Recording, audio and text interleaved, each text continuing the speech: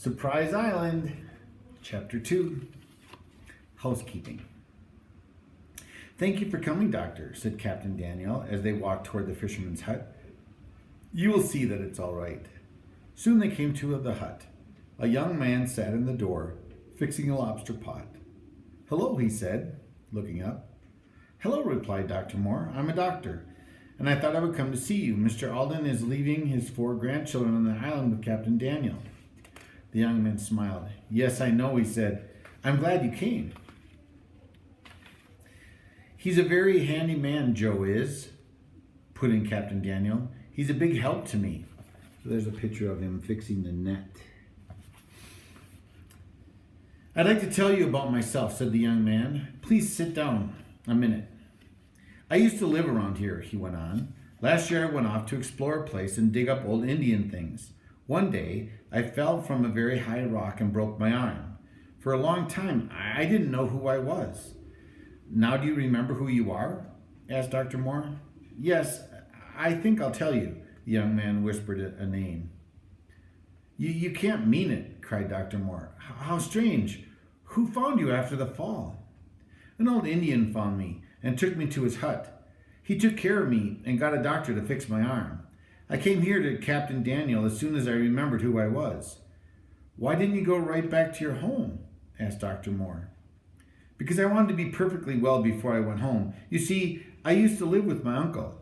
It didn't seem right for me to go back until I was sure that I was well again." "I see," said Dr. Moore. "Come over some day to see me and I'll tell you some more.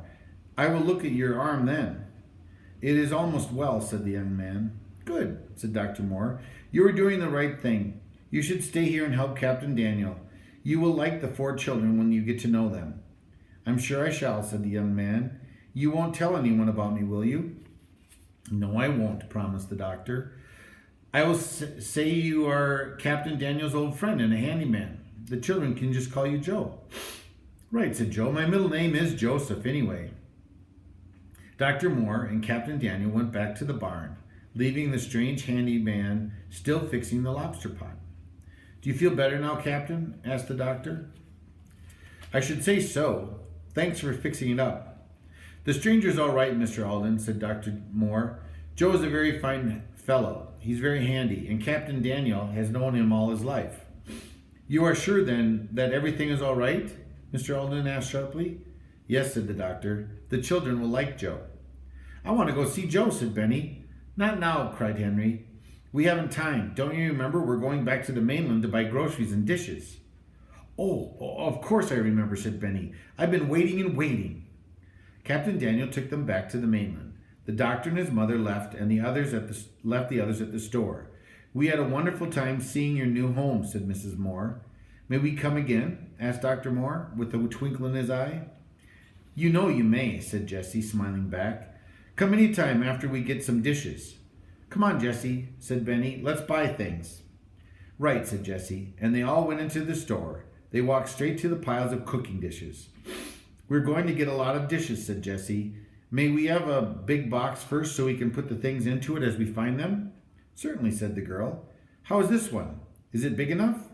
"That's just fine," said Henry. "Look, Jessie, see that big pail? We ought to have 2, one for drinking water and one for dishwater." "Hey, that's a good idea," said Jessie. "I hope we won't forget anything." Soon they had everything they wanted. "It's 4 o'clock," said Henry. "Let's go up to the house and get our swimming suits and towels." "And my bear?" cried Benny. "We will get your bear if we don't get anything else," said Jessie. "I think we'll have to pack another box at the house," said Henry. "Let's pack old clothes," said Jessie. "We certainly don't want to wear these school things." "I should say not," said Henry. "We couldn't explore an island with good clothes." "Are we going to explore?" asked Benny. "Yes, Benny," said Violet. "I'm going to take my paints and make pictures of things we find." "Good," cried Henry, who loved Violet's little pictures very much. By this time they had come to the house. "Let's find what we want to take," said Henry, "and bring it to Jessie's room." Mrs. McGregor, the housekeeper, met them at the door and said, "Jessie, don't you want to see what Mr. Alden has bought before you pack your things?" "Bought? Why, yes, indeed," replied Jessie. Upstairs on Jessie's bed was a pile of new play clothes. There were 4 pairs of brown shoes, too. Just think of Grandfather getting all these, cried Jessie. Just what we need. Let's each put on one of these suits and not take any school clothes at all. I like the new shoes, said Benny. He sat down on the floor and began to take off his old shoes at once. Mr. Alden smiled as he sat alone downstairs in his big chair and listened to the happy shouting. Now for the packing box, said Henry. Wait, said Jessie. Don't bring the box up here. Each one of us can carry some things downstairs. I'll take the towels and my tools, said Henry. Violet and I will carry the work bag, paints, and swimming suits and other clothes, said Jessie. Benny can bring the flashlight and the rest of the things. They all went downstairs with their arms full. Now, did we forget anything? Asked Jessie.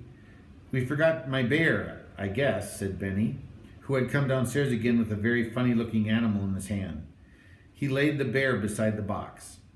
The most important thing of all, cried Jessie, packing the bear carefully into the box. We're all ready to go, Grandfather, said Henry, when the bear was added to the box. Are you sure you won't be lonesome? Thank you, my boy. No, indeed, said Mr. Alden quickly.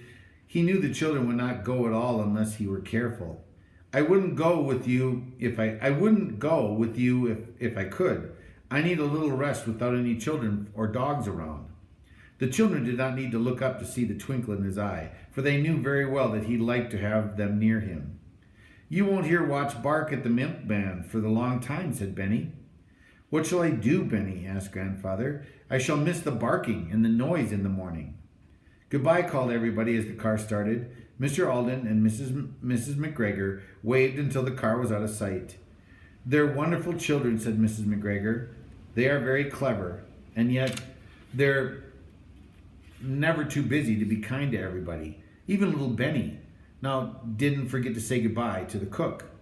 Thank you, Mrs. McGregor, said Mr. Alden. That means a lot to me because you know them so well. He smiled as he went back to his big chair. He wanted to think about the children as they went across the island and into their new home. The children got out of the car at the dock. Don't you forget that bread and milk, Jessie, said Benny. Oh my, cried Jessie.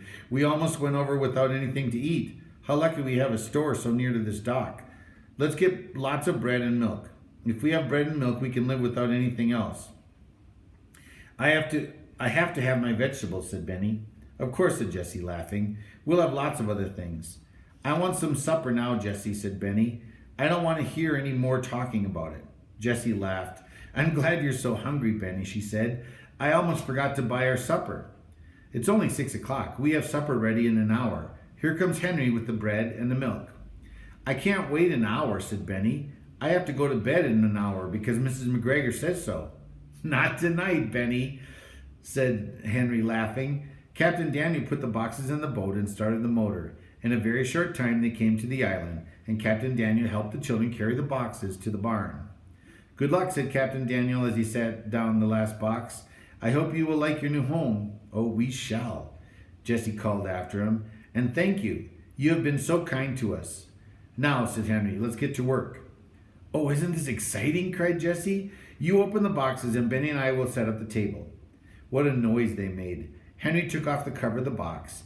The others piled out the barrels and laid the wide board across them. Then the whole family unpacked the blue and white dishes. We'll wash 4 bowls, 4 spoons, said Jessie. We won't heat water to wash all the dishes tonight. It is lucky that Captain Daniel brought us a little water. No, said Violet. We can't put things away until we have a dish cupboard. Tomorrow, laughed Henry. I'll make the dish cupboard in the very first thing in the morning. Violet piled the bread on a plate, while Jessie put 2 bottles of milk on the table. So with packing boxes for chairs and the 4 children sat down. They put the bread into the bowls and poured the cold milk over it. With their new spoons, they began to eat their first delicious supper in their new home. We must get something for Watch to eat, said Henry, as the dog ate 2 big slices of their bread. How many pieces of bread may I have, Jessie? Asked Benny. All you want, cried both Jessie and Henry. When supper was over, Jessie got up so suddenly that the chair went over. Let's wash these dishes right away, she said, and then make our beds. So there they're eating. So the children started for the spring. each with a bowl and a spoon. They soon saw that the water from the spring came up into a barrel and then ran over in the top. The stream ran into the woods. We had better wash dishes in the stream because we may want to drink the water in the barrel, said Henry. As he waited for the others, he thought he saw a vegetable garden on the other side of the house. He could not see very well because it was getting dark. A funny thing to find on an island, he thought to himself. I'm going to bring down my own bed myself, said Benny, starting back at the barn. I want the stall right next to Jessie's for my bedroom. He's sleepy, said Jessie, looking at her little watch. It's 8 o'clock, and I'm sleepy too. After all the children were in bed, Jessie sat up suddenly and listened. She heard a sleepy little voice saying over and over, Jessie, Jessie, I want my bear. I want my bear. She got up at once. With the flashlight, she soon found the funny-looking animal in the packing box and took it to Benny.